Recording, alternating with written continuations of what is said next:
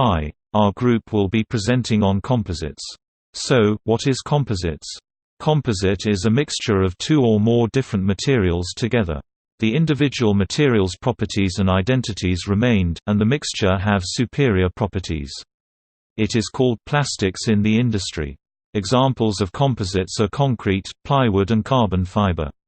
Fibers and matrix are the main components that make up a composite material. Fibers serve as the primary load-carrying element of the composite material. Composite material is only strong and stiff in the direction of the fibers. Matrix supports the fibers and bonds them together. It keeps the fibers in their chosen orientation and position, and also determines the composite environmental resistance such as maximum service temperature and curing temperature. Strength of the composites depends on the fiber orientation. It is only strong in the direction of fibers. In order to have the same strength in all directions like an isotropic materials, for example, metals.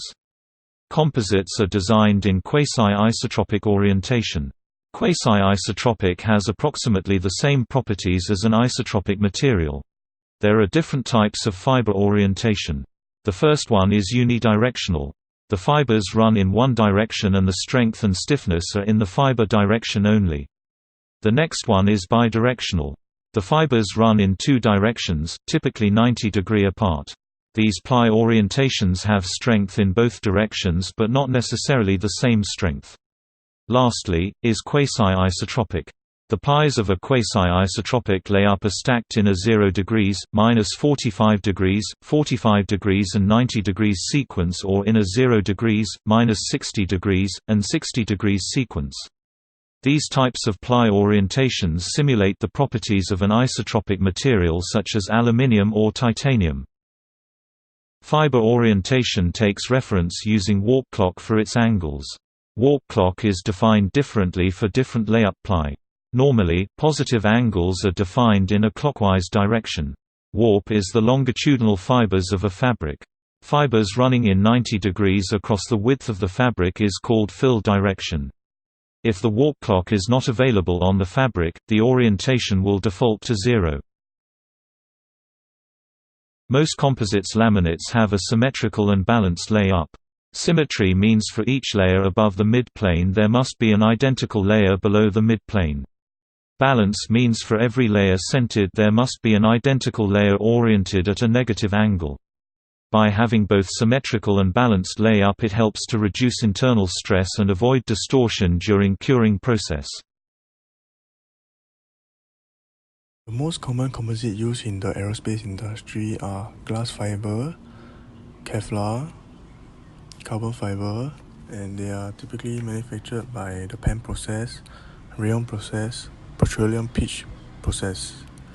So how is fiberglass being manufactured? To manufacture fiberglass, the glass is heated until molten, then forced through a superfine hole. This creates glass filaments that are extremely thin, so thin that they are measured in microns.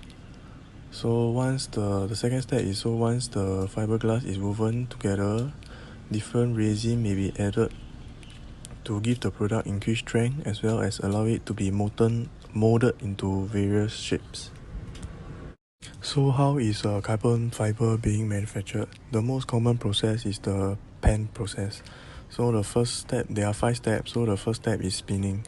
Spinning is when PEM is being mixed with other ingredients then spun to become fiber, which then they are washed and stretched. Step 2 is stabilizing. The fibers will undergo a chemical alteration in order to stabilize their bonding. And step 3 is surface treating.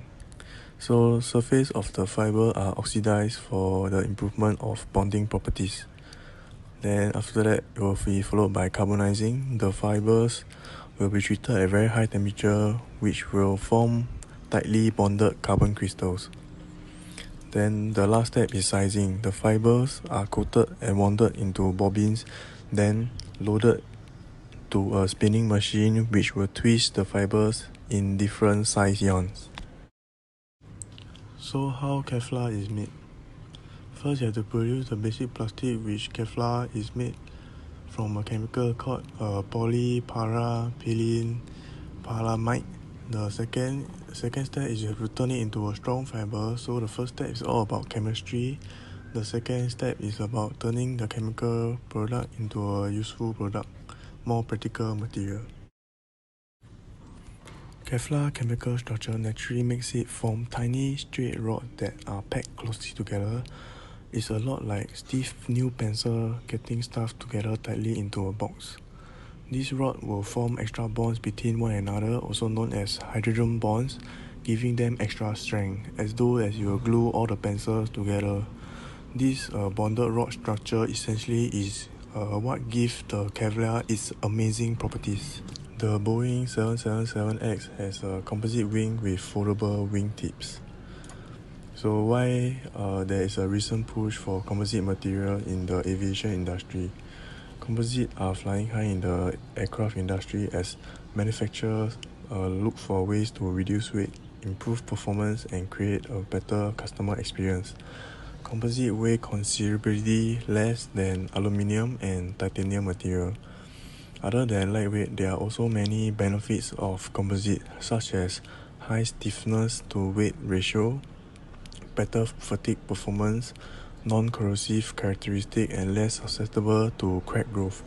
Also, composite can be tailored slightly to change their shape and are designed in ways with applied load, which allow designers to create more aerodynamically efficient wing structures. Because of composite materials, new aircraft with composite fuselage such as the Boeing 787 can provide some additional passengers comfort amenities that are not available on a metal aircraft.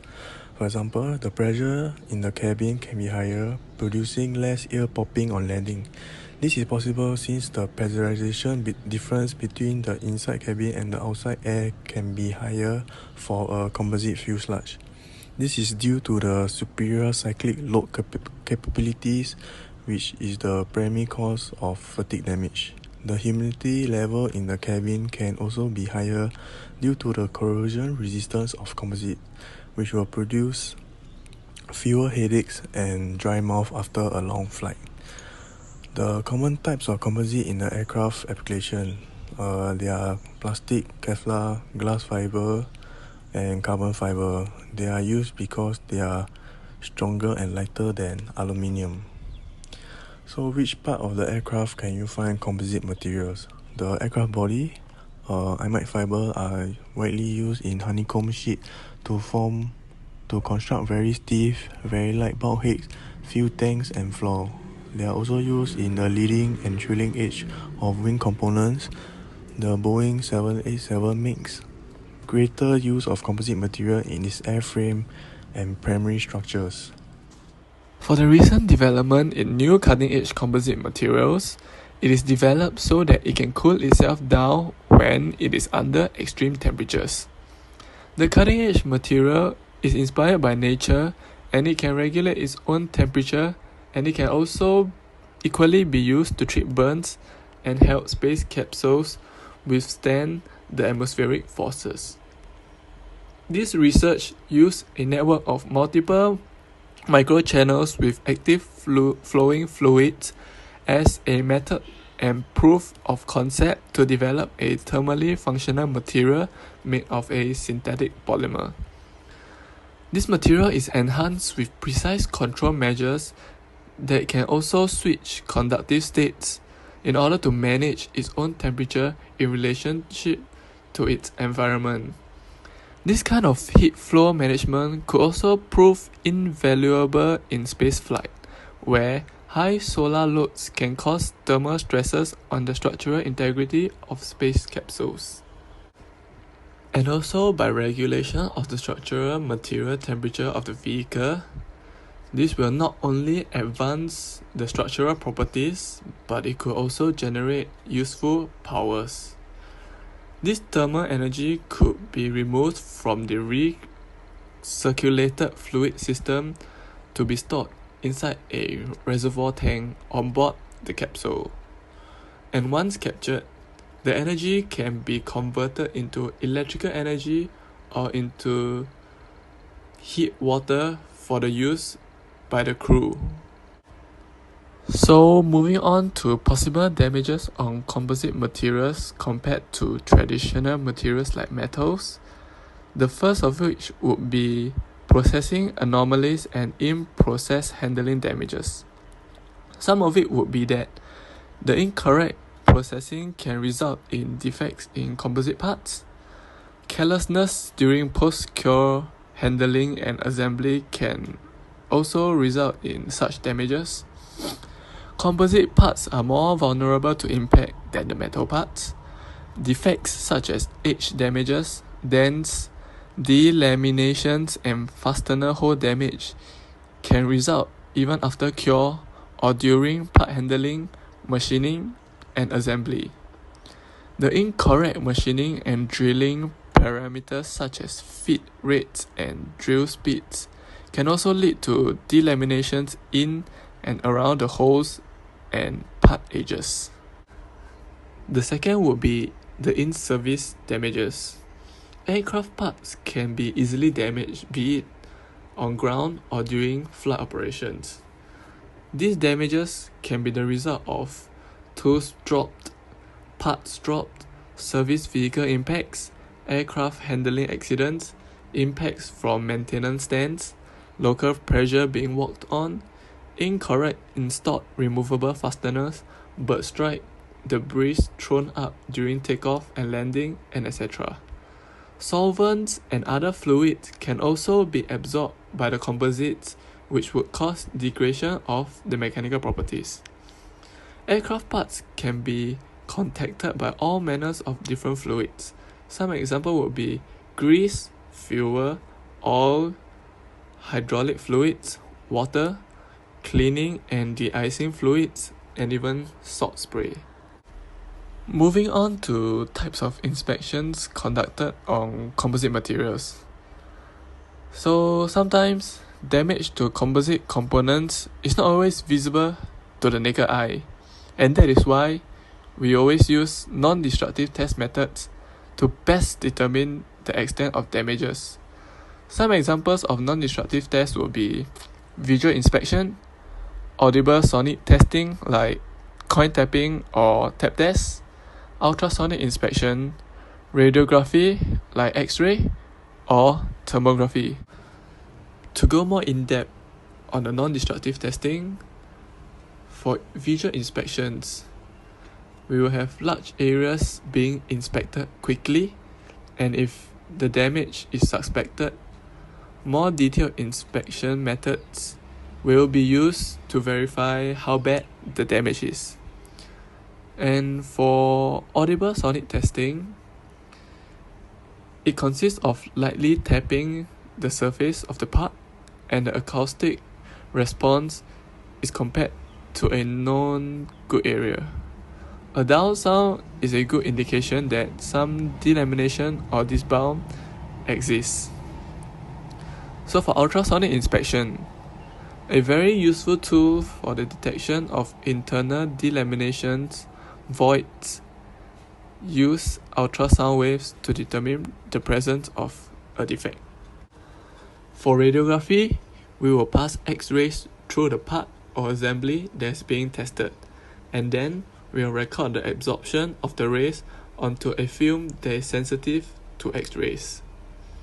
The defects are then reviewed as contrasting light and dark areas on the recorded image will be shown.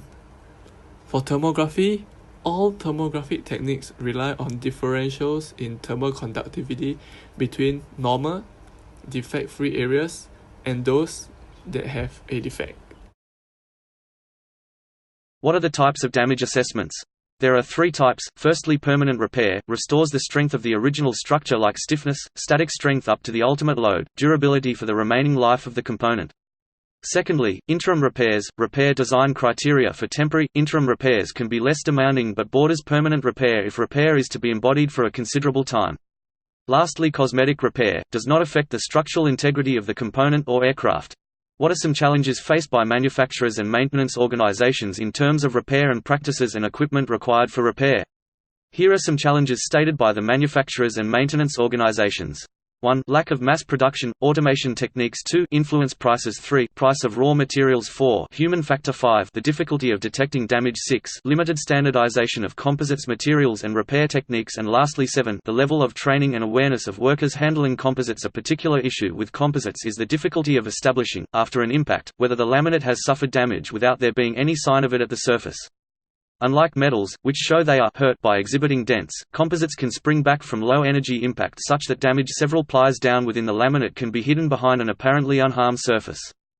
Common equipment that is required for repair are 1. Duct tape 2. Drills 3. Doublers 4. Bolts and nuts. Bonded repair vs. bolted repair. Bonded repair. Thick composite repair requires several curing sessions or the use of an autoclave. Slower processing time. Category A. Permanent repair. Repair material is time, temperature, and moisture sensitive. Lightweight. No protruding parts or additional fastener holes. More suitable for sandwich structure as there is no potential for moisture ingression and no bearing load on the thin face sheets. Risk of heat damage on the original structure and porosity forming during the curing of repair plies. For bolted repair. Bolted repair typically used on composite thicker than 0.125 to ensure sufficient bearing area for load transfer. Faster processing time. Repair may be Category B, require inspections. Repair material not sensitive. Heavier repair, additional weight. Hole drilling must be done with care and caution. The introduction of new holes reduce the cross-sectional area. Have to pot the core for the sandwich structure before fasteners can be installed. No risk of heat damage due to curing. How is bonded repair conducted? Bonded repair is conducted by 1. Evaluate the damage. This is to determine the extent of the damage using visual inspection and proper NDI inspection. 2. Remove the damaged area. Be cautious and take care not to enlarge the repair area during damage removal. 3. Tape sand a uniform taper around the repair area. It is to taper sand accordingly per the type of repair to be implemented. 4. Dry and clean the repair area to ensure no moisture prior to the curing of the bonded repair. Cleanliness is important to ensure proper adhesion. 5. Replace the damaged core. Cut a replacement core to size and to be bonded to the repaired area prior to patch curing. 6. Prepare the repair plies and lay up. To prepare the repair plies per manual requirement and lay the repair plies per original orientation. Typically, 1 to 2 extra plies are added. Additional fiberglass ply may be applied for smoothing purposes.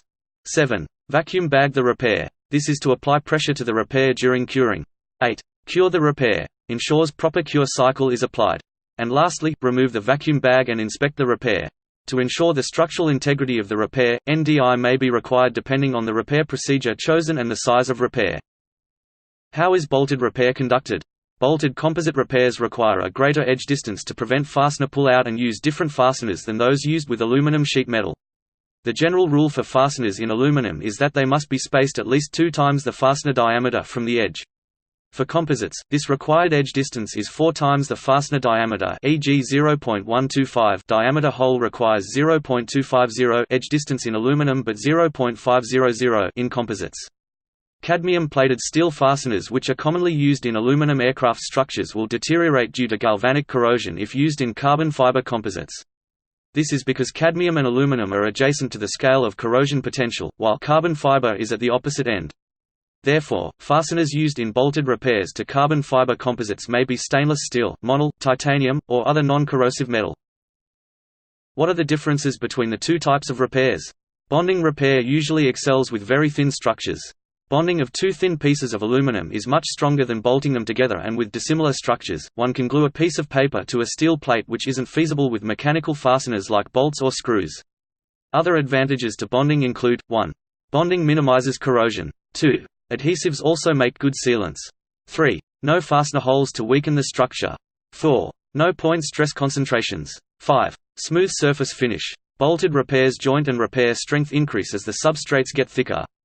This isn't true for bonding, except for very flexible materials. Other advantages of bolting include, 1. Do not require meticulous surface preparation. 2. Easy to inspect for quality. 3. Easily disassembled.